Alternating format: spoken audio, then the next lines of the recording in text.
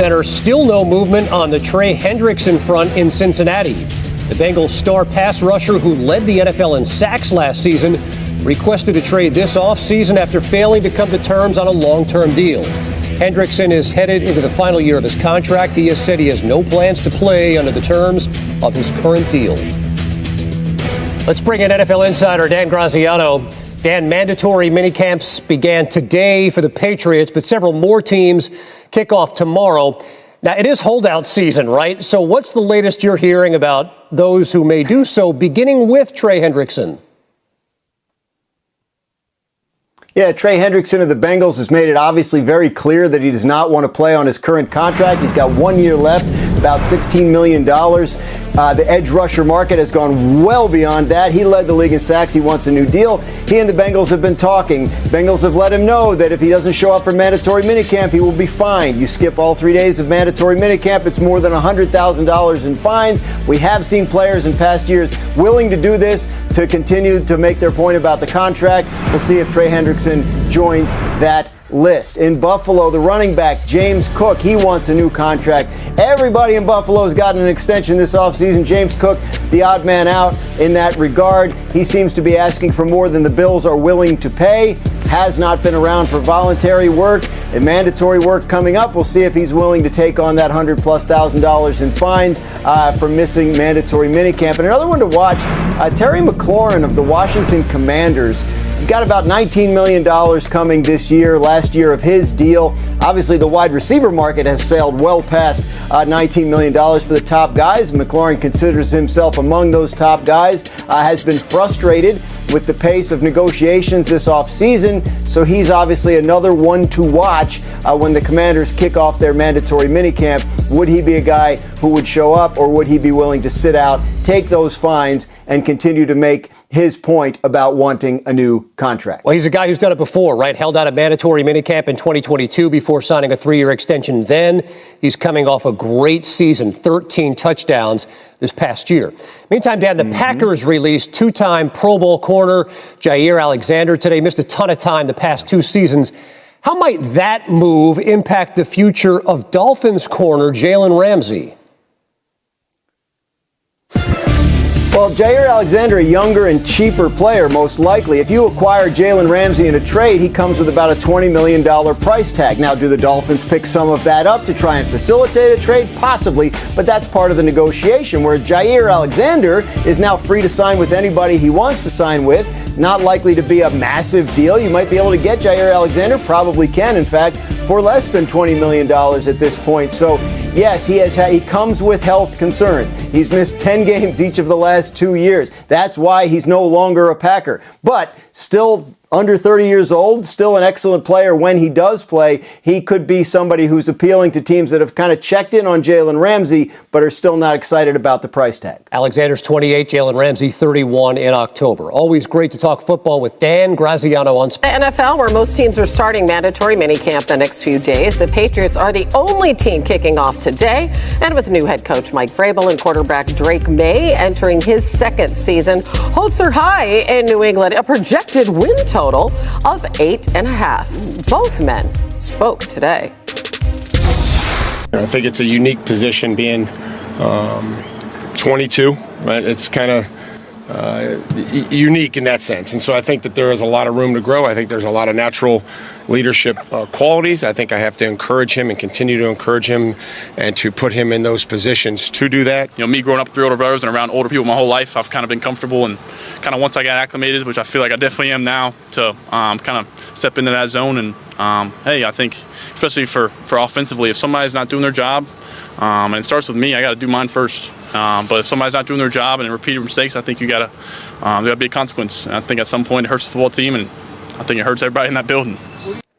NFL insider Field Yates is with us. You know, what I take from that is he sounds like Vrabel. Yeah. It sounds like Vrabel's culture is being imposed on the Patriots. No nonsense, no messing around. What are you hearing about expectations with May in his second season? Well, Hannah, not a lot about last year went right for the Patriots. In many ways, it was a regrettable 2024 season. But the shining light within that organization last year was Drake May. And perhaps some of the really good things he was doing were under-discussed because it's hard to brag about things like your player showing great leadership and not making the same mistake twice when you have 3 wins in the first 17 weeks of the season. But there are expectations that Drake May will take a big leap forward here for the Patriots this season. Mike Vrabel's not going to rush those expectations on him publicly, but we saw so many good things from Drake May in spite of what was taking place around him with a better coaching staff, more talent at the wide receiver spot, and a reconfigured offensive line.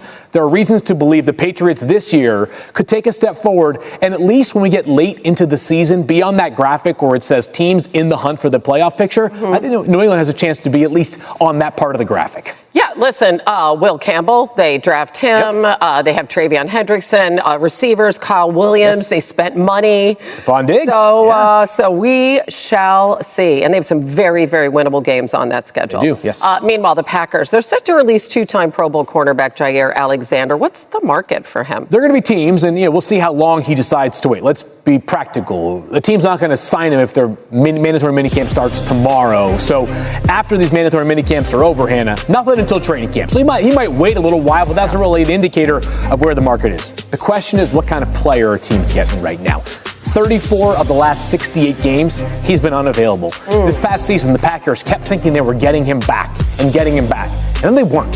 So I think this might be a softer market financially than people realize. He plays a really important position, though. He is still 28 years old. He'll be 29 a little bit later on this year. And there are teams that I think view themselves as legit Super Bowl contenders that could always use a bit more depth in the secondary. I think the best path for Alexander might be a reset year, a 1-year contract that allows him to kind of become closer to the player that we saw when he was named 1 of 2 times a Pro Bowl player. Yeah, which was a while ago. It was 2020 and 2022.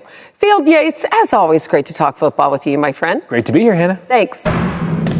Summer vacation hasn't even started for most kids, but football is already in the air. You're right. NFL mandatory minicamp starting for most teams this week. The Pats are the only team kicking it off today. New coach Mike Vrabel and co. getting serious about turning New England around. Quarterback Drake May heading to his second camp with higher expectations. And for more on Drake May and other second-year quarterbacks, we have Field Yates, a.k.a. Sam Hartman, and Dan Graziano. I'll take it. That's a good comp. I will right? take He just needs the beard. That's it. The beard, unfortunately, the beard is not going to happen. God did not bless me with the ability to. This is a week of scruff right here.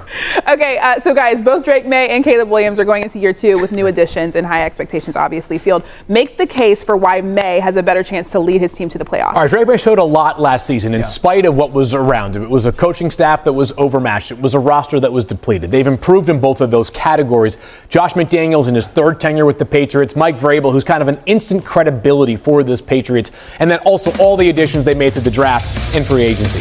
Not to be overlooked in this conversation. Who's the bad team in the NFC North? Who's like the team that is not saying to itself right now? Detroit, Green Bay, Minnesota, they all expect to win double-digit games at minimum this season. It's just a really tough path in the NFC North, whereas I think the AFC East affords the Patriots a bit more grace. Not the Buffalo Bills, but perhaps they have more winnable games in the form of the Jets and the Dolphins. All right, Dan, I want you to do the same thing for Caleb Williams. Why does Williams have a better choice?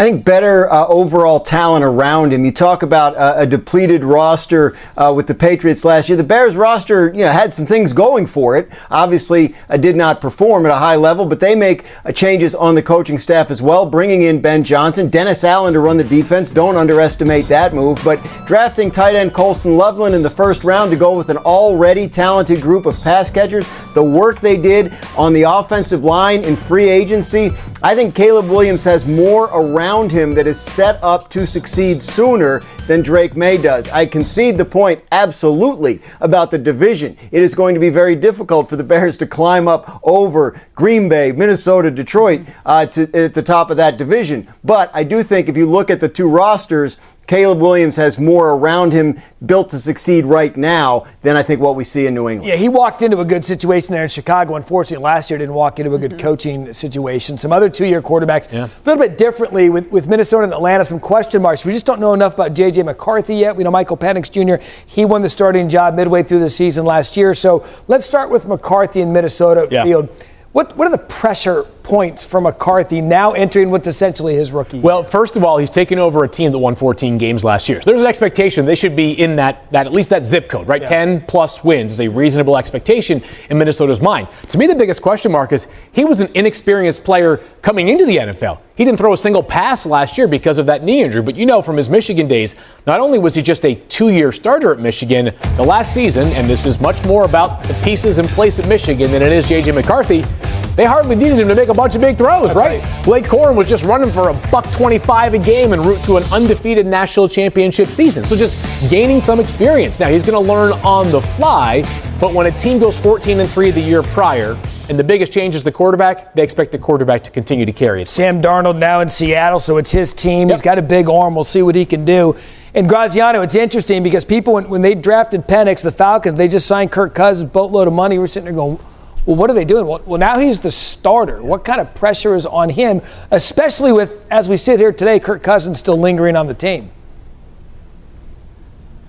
And if Kirk Cousins is still on the team when the regular season starts, then yes, that could create a situation where if Michael Penix struggles, the team might want to see the veteran instead. 4 of their first 5 games are against teams that made the playoffs last year. He's got a Sunday night game in Minnesota. He's got a Monday night game against the Bills. It is going to be a very difficult start to the season for Michael Penix in terms of what looks to be the caliber of opponents. And yes, if he does struggle, I think there could be calls for, well, let's see what Cousins can do.